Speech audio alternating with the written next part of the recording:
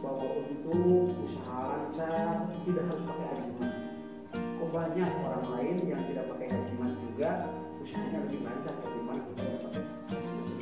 Apalagi di masalah tauhid, di mana kita kepada Allah Subhanahu Wa Taala, jangan sampai ibadah kita yang sudah dilakukan dengan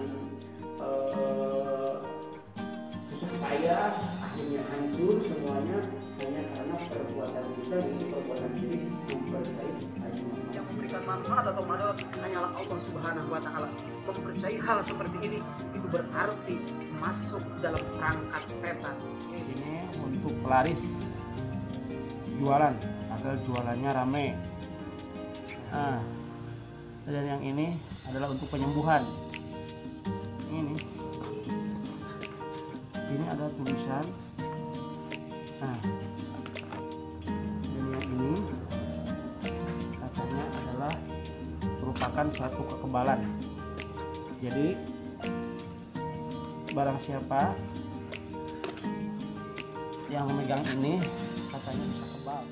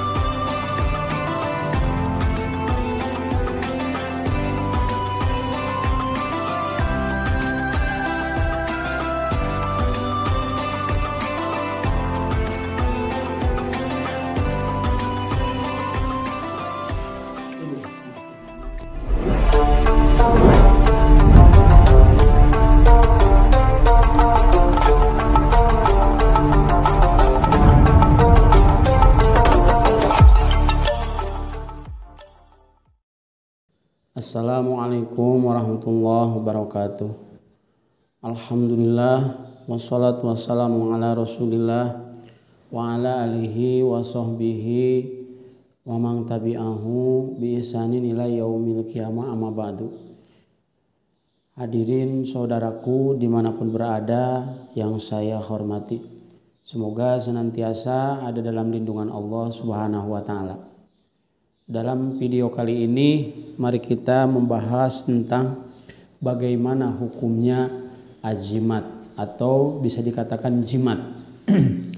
Halalkah atau haram ajimat itu? Apa dalil-dalil yang menjelaskannya? Selama ini saya belum pernah menemukan tentang dalil baik itu Al-Quran ataupun hadis Nabi yang membolehkan atau menghalalkan tentang ajimah. Tapi kalau dalil yang mengharamkan tentang ajimah, tentunya baik Al-Quran maupun hadis Nabi itu banyak sekali. Hadis diriwayatkan dari Imam Ahmad, hadis riwayat Imam Turmudi, dan hadis-hadis yang lain yang menjelaskan tentang keharaman ajimat itu. Malah Nabi dengan tegas mengatakan, man alaqa tamimatan faqad asyroka. Barang siapa yang menggantungkan ajimah, maka dia telah menyekutukan Allah Subhanahu wa Ta'ala. Nauzubillahi min dzalik.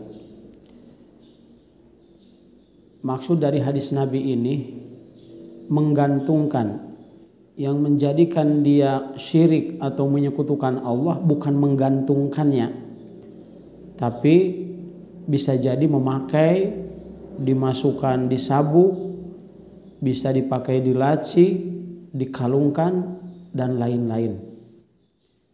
Unsur kesirikan dari tamimah, di samping tamimah adalah tipu daya setan. Tamimah juga atau ajimat merupakan tempat bersemayamnya jin atau setan. Unsur kesirikan dari hadis Nabi ini bukan faktor menggantungkannya, tapi keyakinan terhadap azimah itu sendiri. Barang siapa yang menggantungkan azimah artinya meyakini bahwa azimah mempunyai manfaat, mempunyai mudarat. Azimat bisa memberikan manfaat, azimat bisa memberikan mudarat, itulah unsur kesirikannya. Sementara tidak ada yang bisa memberikan manfaat, tidak ada yang bisa memberikan mudarat kecuali Allah Subhanahu wa taala. Malah Allah dengan tegas di dalam Al-Qur'an menjelaskan wa iyyam sasqallahu bidzurrin fala kasifalah. Apabila kalian terkena musibah, maka tidak ada satupun yang bisa menghilangkan musibah itu kecuali Allah itu sendiri. Sementara dia meyakini bahwa dengan azimah ini bisa menolak balai, bisa membuat dia sukses, bisa memberi manfaat, bisa memberi madarat. Ini unsur kesirikannya. Malah dalam hadis yang lain beliau bersabda, inna ruqa wa tamaim syirkun. Sesungguhnya ruqyah syirkiyah, tamaim dan tiwalah itu adalah merupakan perbuatan syirik. Tentunya saudaraku, dari hadis ini timbul pertanyaan,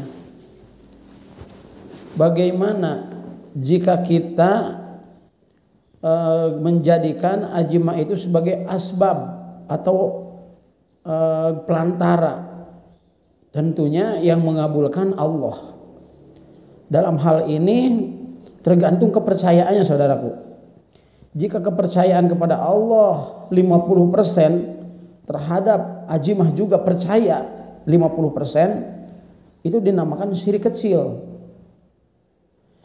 Menduakan. Jadi ada unsur kekuatan dari azimat, ada unsur kekuatan dari Allah, itu namanya syirik kecil.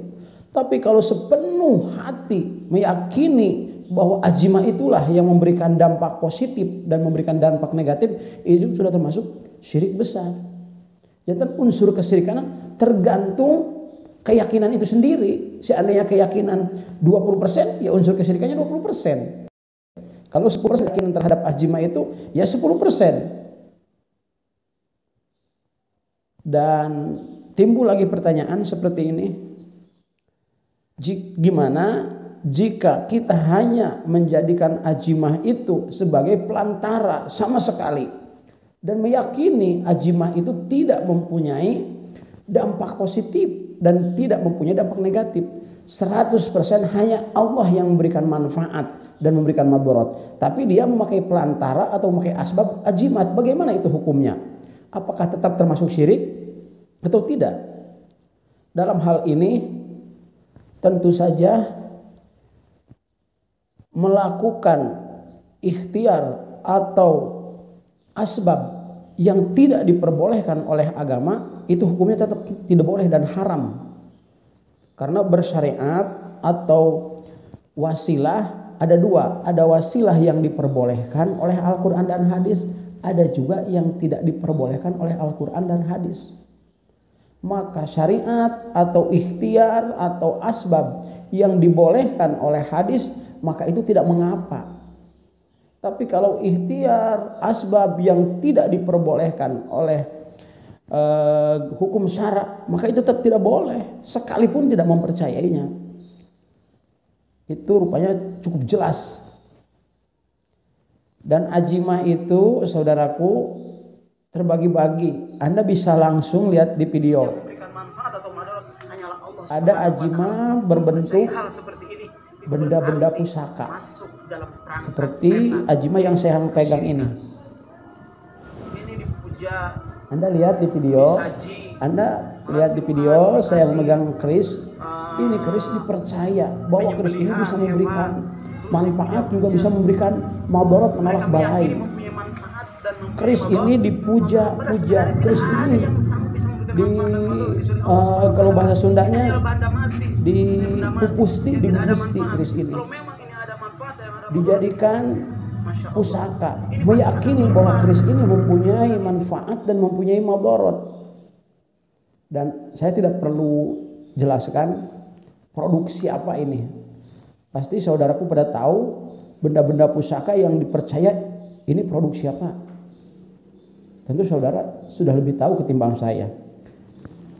Dan keris ini hanya benda mati yang tidak bisa memberikan manfaat, juga tidak bisa memberikan mudarat. Yang memberikan manfaat dan mudarat hanyalah Allah.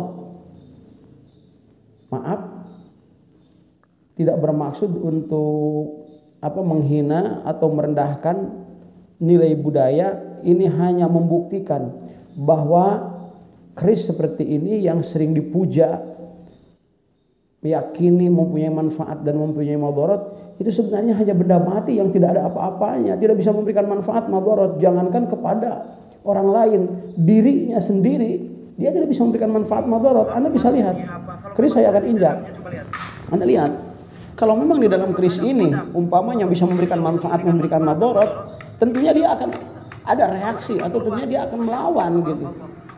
Ini kan jangankan bisa menolong orang lain, toh diri sendirinya juga tidak bisa menolong.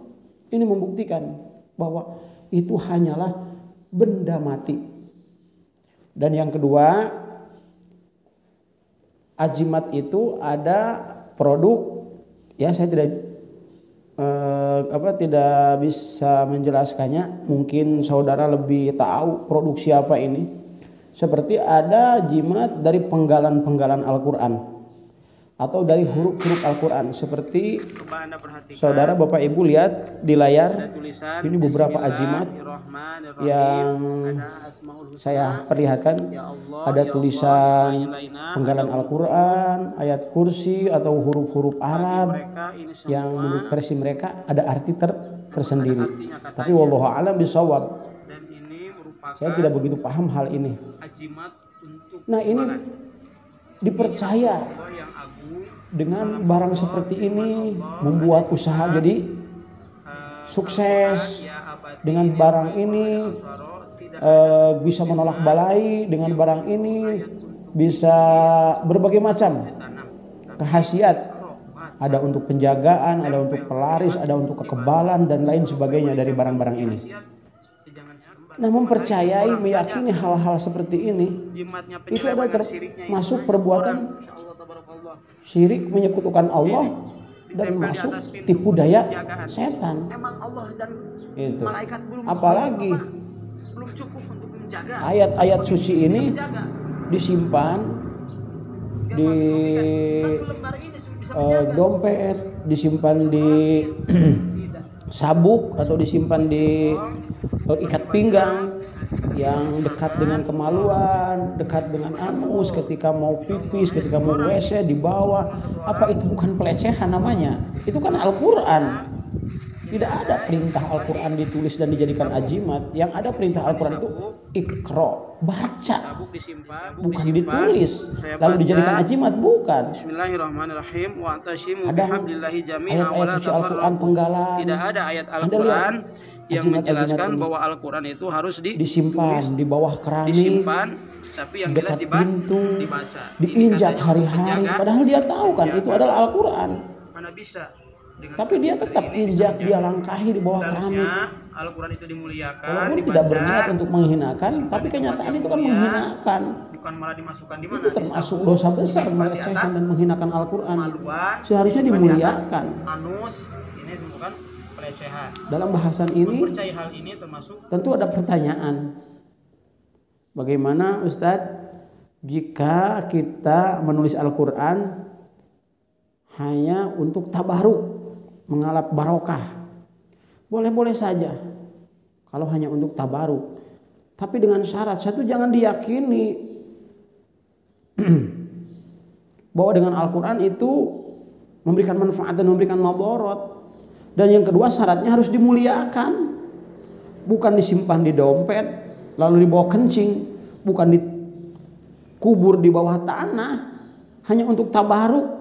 Tidak mengapa, tapi syarat dengan memuliakan, bukan menghinakan seperti itu. Anda bisa lihat juga, alhamdulillah tadi malam Yang ini juga sama. hamba Allah diberikan hidayah sehingga tahun demi tahun, malah belasan tahun dia mempercayai hal-hal ini. Alhamdulillah Allah memberikan hidayah. Dia memasrahkan ini, dan insya Allah sebentar lagi saya akan bakar. Pembakaran ini tidak ada unsur pelecehan atau menghinakan. Justru pembakaran ini hanya bertujuan bukan membakar dari unsur atau dari barang ini saja, tapi membakar unsur kesirikan yang ada di dalam barang tersebut. Dan yang kedua, dikhawatirkan apabila tidak dibakar ada orang lain yang menemukan lalu dia ambil dan dijadikan lagi kepercayaan, keyakinan. Maka dengan itu barang ini dibakar, dan insya Allah bekas dari bakaran akan disimpan dan dimuliakan demi menghormat dari sebagian penggalan-penggalan Al-Quran. Yang memegang ini katanya Untuk bisa lebih jelas, Anda bisa langsung lihat pembakaran azimah ini. Bisa tahan pukul, tahan senjata, dan ini semua adalah merupakan tipu daya setan.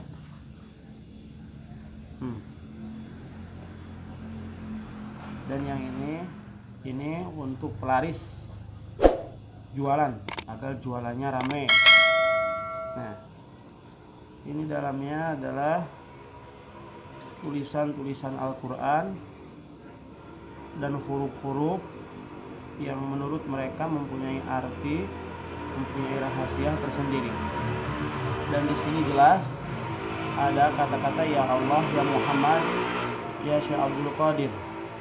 Dan ini disimpan di tempat yang najis, seperti di dompet, dekat dengan kemaluan, dekat dengan geliang anus. Ini merupakan pelecehan terhadap Al-Quran. Seharusnya Al-Quran dibaca, dimuliakan, tapi justru ini dihinakan.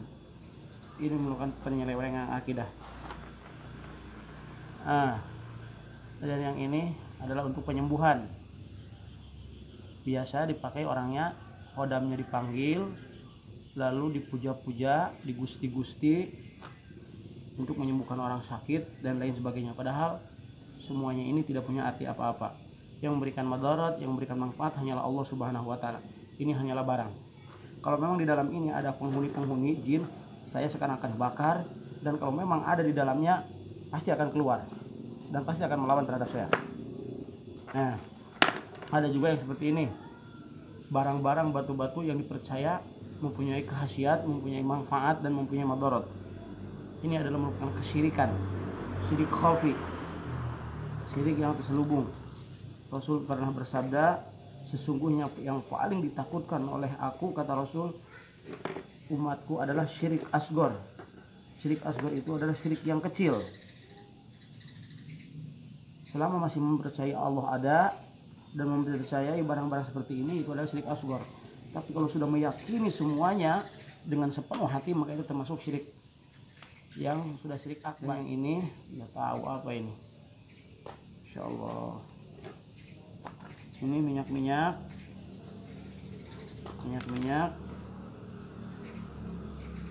Nah, ini air mata duyung. Air mata duyung ini biasanya dicampur dengan tali roma atau semar mesem, bisa juga buli-buli, dan dipercaya untuk menarik lawan jenis. Ini semua adalah bohong, dan masih banyak yang lainnya, saudara-saudara. Madat, batu cincin. Tahu betul apa ini? Nah, tahu apa ini? Dan semua barang-barang ini dipercaya mendatangkan madarat, juga mendatangkan manfaat. Padahal semua itu adalah tipu daya dari iblis, tipu daya setan.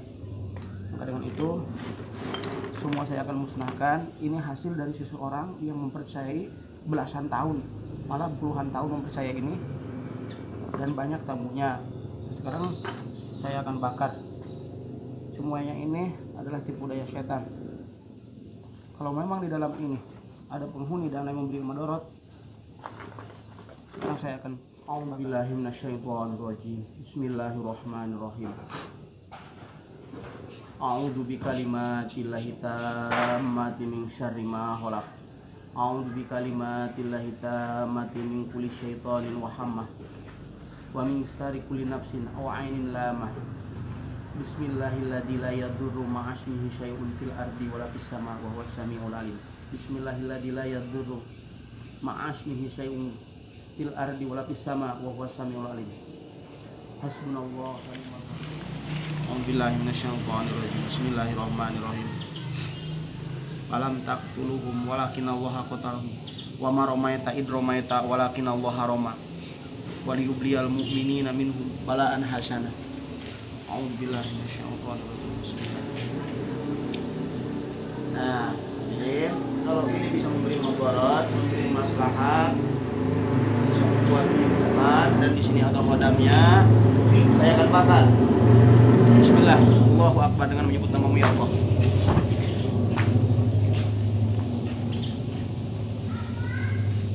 Kalau memang di sini ada khodamnya, keluar dan tentunya melawan pada saya dengan kalimat Allah yang sempurna.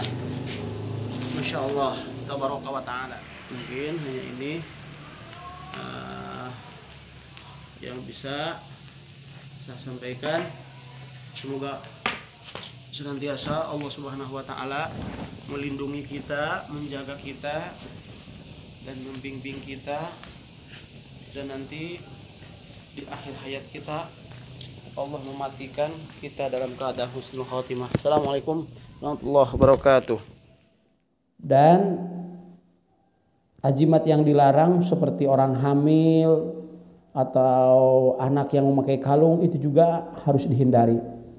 Untuk solusinya Rasul sendiri telah mengajarkan memakai ajimat agar tidak digoda sama setan. Kalau orang hamil, kalau anak juga sama. Itu solusinya mudah sekali. Rasul mengajarkan asbabun nuzul surah Al-Mu'awwidat, yaitu 3 qul huwallahu ahad, qul a'udzu birabbil falaq, qul a'udzu birabbin nas. Setelah turun ayat itu, Nabi tidak membuat perlindungan kecuali dengan 3 ayat itu. Jadi mudah-mudah saja. Kesimpulannya, jika kita ingin dilindungi oleh Allah, kita bacakan saja 3 qul. Setelah itu kita baca sholawat, lalu kita bermohon, ya Allah jadikan huruf-huruf dari Al-Quran yang saya baca ini asbab sebagai pelindung dari makhlukmu yang terkutuk. Lalu tiupkan. Setelah tiupkan, usapkan ke seluruh tubuh. Setelah diusapkan seluruh tubuh, kita tinggal keluar, insya Allah sudah ada dalam perlindungan Allah Subhanahu wa ta'ala. Kalau anak-anak bagaimana? Ketika anak-anak tidur juga sama. Ketika lihat anak tidur, terus kita mau melindungi anak tersebut, kita bacakan ayat-ayat perlindungan itu. Banyak ayat-ayat perlindungan. Di antara ayat-ayat perlindungan, 3 qul itu termasuk ayat perlindungan. Bacakan itu. Setelah itu, lalu kita bermohon kepada Allah Subhanahu wa ta'ala. Seperti yang dicontohkan oleh Rasulullah SAW. Ketika beliau melihat kedua cucunya sedang tidur, maka Rasul mengatakan, u'idukuma bikalimatillahi tammah min kulli syaitani wa hammah wa min kulli ainin lamah. Aku mohonkan lindungan untukmu, wahai Hasan Husain, dari musuhmu yang terkutuk. Kita juga bisa mengikuti. Saya lindungi kamu, wahai anakmu, dengan kalimat Allah yang sempurna. Setelah itu lalu kita tinggal tiupkan. Cukup itu untuk perlindungan. Kalaupun ada yang lain, insya Allah saya dari pertama.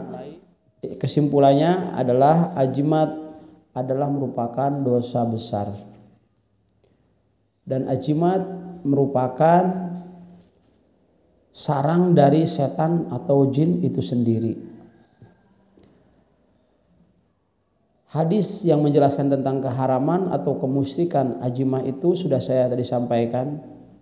Saya hanya bisa menghimbau, hanya bisa mengajak, hentikanlah perbuatan itu. Dan mungkin di video yang lain saya akan memberikan solusi dari semua yang tadi saya katakan, bahwa untuk usaha lancar tidak harus pakai ajimat. Kok banyak orang lain yang tidak pakai ajimat juga usahanya lebih lancar ketimbang kita yang pakai ajimat. Insya Allah di video yang lain saya akan memberikan solusi bagaimana caranya agar kita terhindar dari ajimat. Terus juga kita punya solusi bagaimana apa yang harus dilakukan. Insya Allah ada ilmu yang menjelaskan tentang bagaimana usaha supaya lancar menurut versi Hadirin semuanya saksikan terus videonya agar kita bisa mendapatkan jalan keluar. Saya bukan hanya melarang, tapi insya Allah saya juga akan memberikan jalan keluar dari larangan tadi itu sendiri. Mungkin hanya itu yang saya bisa sampaikan. Mohon maaf sebesar-besarnya. Semoga video ini bermanfaat khususnya bagi kita, apalagi ini masalah tauhid, keimanan kita kepada Allah Subhanahu wa taala. Jangan sampai ibadah kita yang sudah dilakukan dengan susah payah akhirnya hancur semuanya hanya karena perbuatan kita, yaitu perbuatan syirik, mempercayai azimah. Nauzubillahi min dzalik.